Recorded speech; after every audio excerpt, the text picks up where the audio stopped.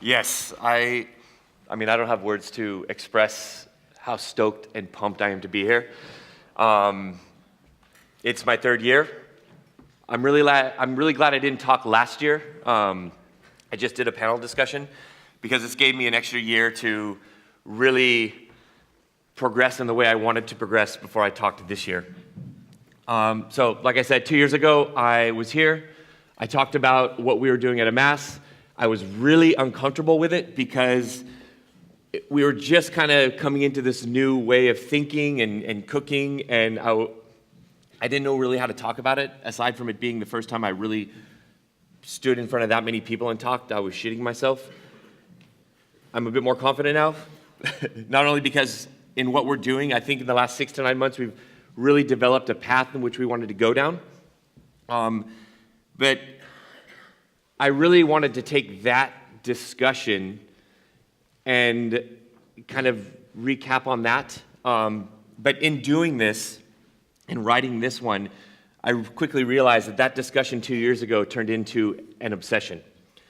And a good obsession. But before I go on, let me just, for those of you who do not know what Amass is, we are situated in an old warehouse just outside of Copenhagen. It closed down in '96.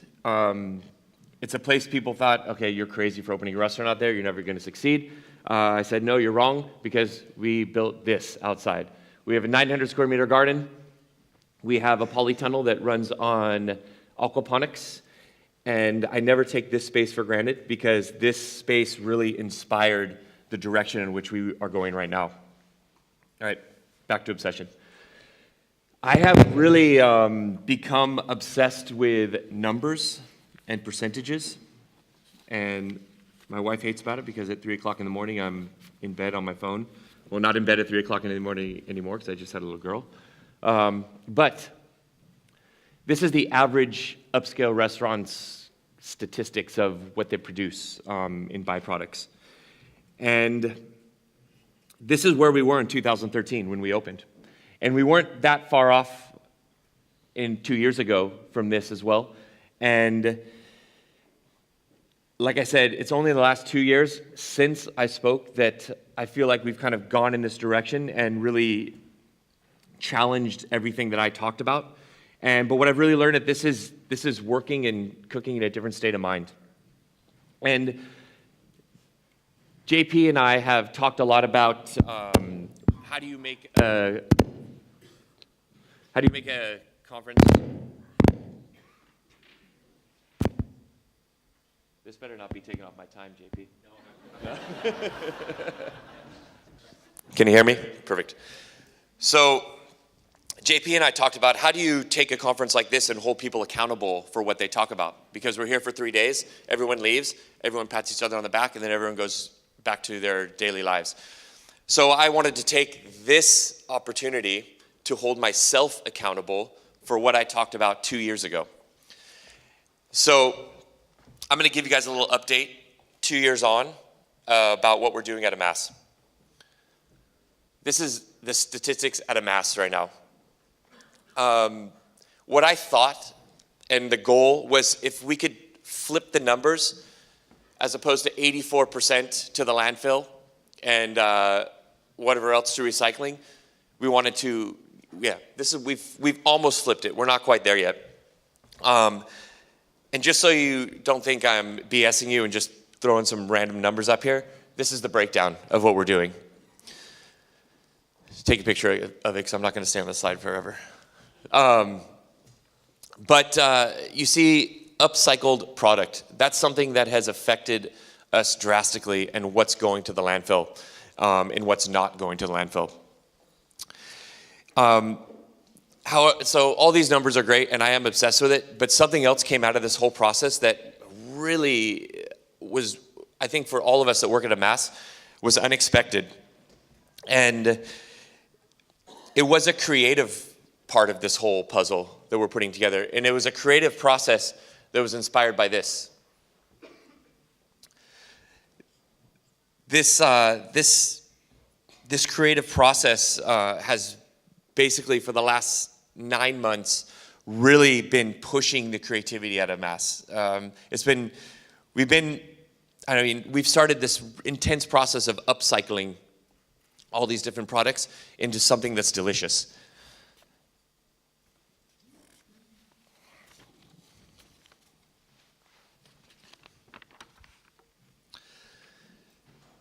We have found flavors in things that we weren't expecting, which has been really interesting. But the inspiration we're getting, I think we're getting more inspiration from stuff like this, or this, or this, and I hate to say it, as opposed to stuff like this. And we are really looking at what we are producing as byproducts and how do we turn those into something delicious? Because, I mean, delicious is a word we use most often in the restaurant, because it doesn't matter what you do to create something and take this kale stems and turn them into something else. Unless it's delicious, you're not going to convince anybody of what you're doing is the right thing. But through these various processes of addressing our trim and reducing it and upcycling it, we've been able to reduce the output of stuff going to the bin by 75% since we've opened. But like I said before, the most unexpected thing was the flavors we started to discover through fermentation, through drying, through pickling and drying, then fermentation, through combinations of these different processes. We started to find flavors like this. This is the stems of all of our plants that we save over the week, including leaves that have a little brown on it or a hole in it that we can't put on the plate. We save them up all week long. We salt them, we dry them, we make a paste out of them, spread it thin, and I'm telling you, you cannot tell the difference between that and a really good nori. We started recently, in the last 6 months, making amino acid sauces, or the same process of soy sauce. This is made out of our leftover potato bread, inoculated with koji, and then blended with a 10% salt brine and let sit for 2 months. This is a recent one. We have one up there that's about 9 months old, and it tastes like the most amazing tamari you've ever tasted. All right, so now you've kind of seen what we're doing in that aspect. So, okay, great, you're making all this soy sauce, you're making all this fermented herb stems. How do you put this together on a plate? And JP and I were just talking. JP's like, I'm really glad not a lot of people are putting pictures of their dishes up and talking about themselves. I'm sorry, JP. Here we go. This is the best way for me to kind of show you the end product of this process that we're going through. So this is what you get when you sit down at a mass. It's 4 types of chips based completely on the different trim we're producing in the kitchen. So we don't buy anything in aside from the tapioca starch for this.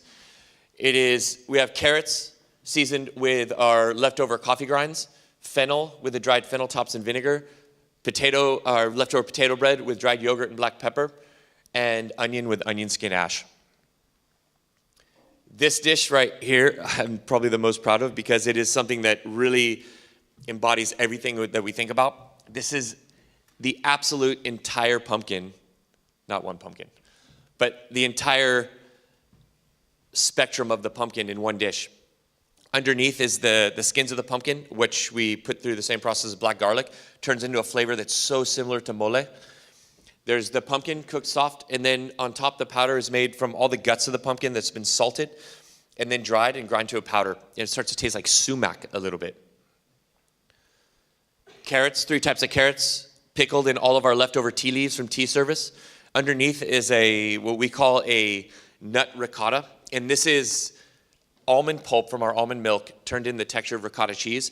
And we served this to a lady that was allergic to dairy, and she had an allergic reaction because in her mind we said ricotta, even though we told her there's no dairy in it. Trust me, in her mind she had an allergic reaction to the ricotta cheese. At the time it wasn't very funny. We all laugh about it now. This is our potato bread. The condiment is actually the focus here. All of the rhubarb pulp from rhubarb juice we take, We cook down with shallots for about 8 hours, almost like the same process making an XO sauce. And then we puree it, bind charred kales with it. The condiment or the green on top is a, I guess, for lack of a better word, a pesto made of kale stems. This is all the herbs from the garden at the time. There's an emulsion that's made with all of our leftover lemon skins. We're brewing our own beer right now, so all of our pitch beer yeast blended with the lemons and a bit of chili, and left to sit for about 7 days, and then we emulsify oil into it. Almost the same process of making a kosho. All of our black currant trim or berries that we can't use because they're smashed, we dry, make a powder out of it. And beetroot and rhubarb. So the rhubarb pulp that we use in the condiment, this is where the pulp came from the juice for this. Beetroots roasted in coffee grinds. There's a rhubarb in cultured cream sauce hidden in there. And then the crumble is made from all of our grains left over from brewing beer, salted, and then dried, and then mixed with Douglas fir pine. So this is kind of how we're cooking now at Amass. And like I said, it's only the last 6 to 9 months that I feel we have really kind of found the direction we want to go. But there's one thing that I really have learned that over this kind of course, the last 2 years, is that if we want this way of approaching products to become the norm, then it's really important that we learn a new language to talk about them.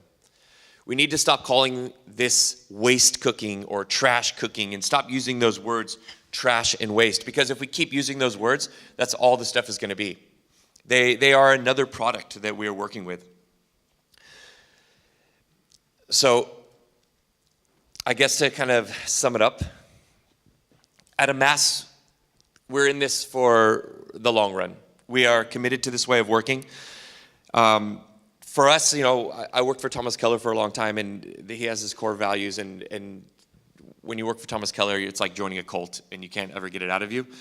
But impact is part of these core values. So for me, this is part of a bigger picture about having an impact on the industry as a whole, but not only the restaurant industry, but all the different the links in the food chain.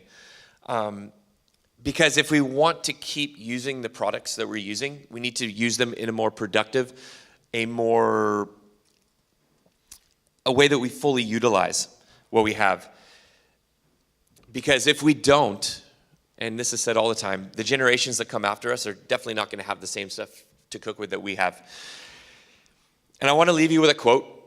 And this is a quote by a gentleman, the name of Wes Jackson. He runs the Land Institute. It's an institute dedicated to basically reintroducing perennial grasses and grains in the Great Plains in the States.